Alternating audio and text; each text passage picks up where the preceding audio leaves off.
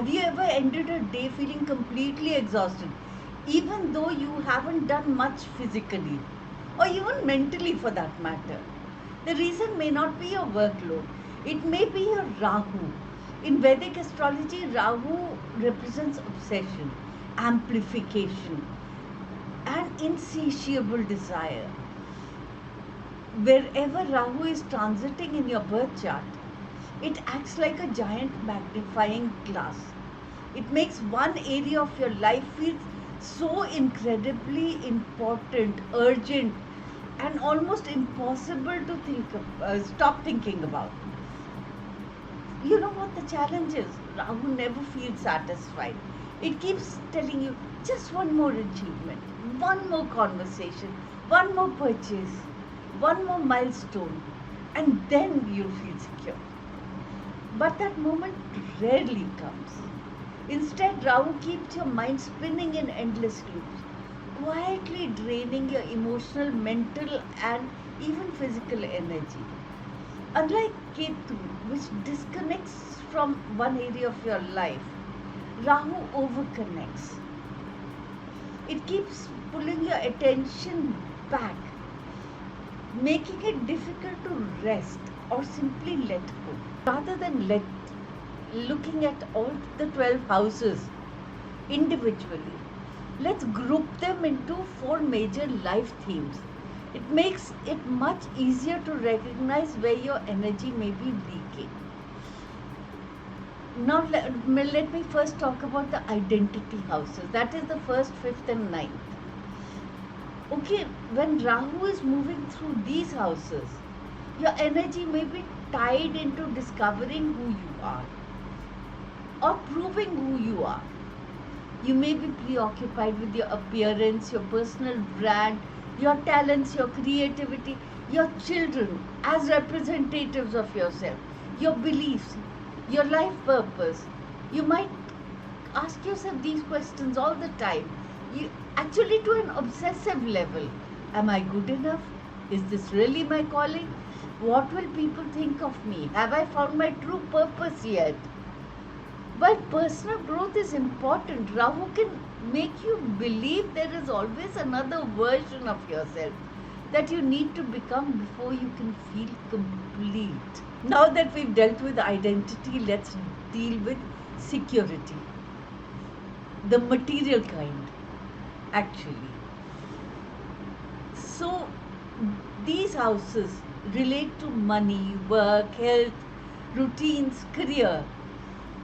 That is the 2nd, the 6th, and the 10th. When Rahu activates them, your mind becomes consumed with financial security, daily productivity, fixing every health symptom, or climbing the ladder of success. You may feel guilty whenever you're resting because your mind is constantly creating another task to compete.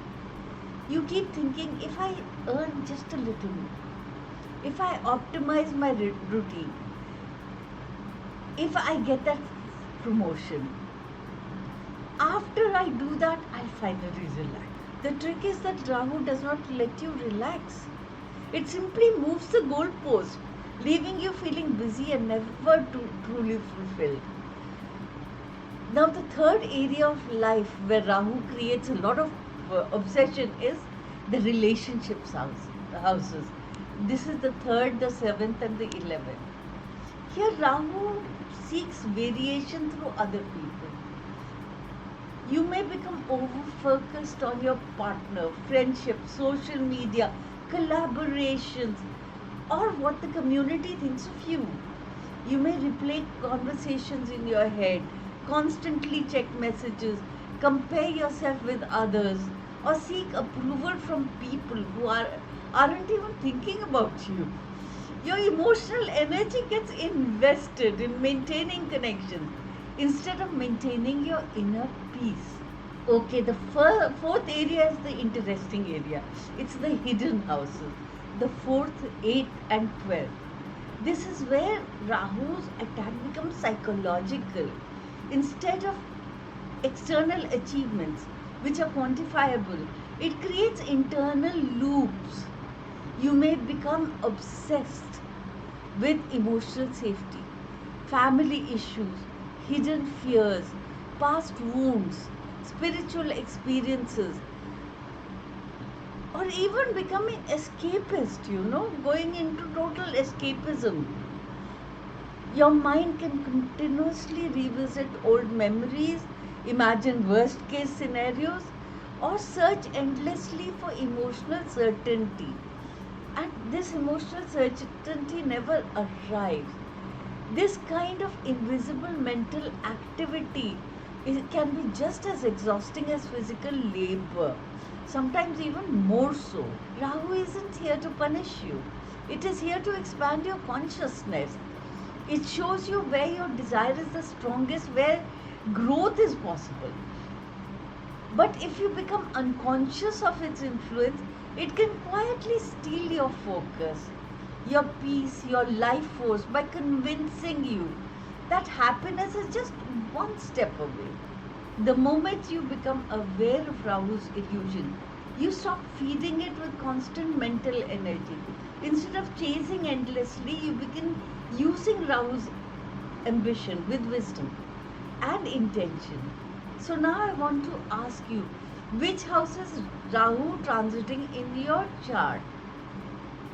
It's very easy to find out. There are a lot of softwares that will help you, but just take a step back and focus on your mental processes. Have you noticed yourself obsessing about some area of your life? Are you feeling mentally drained because of it?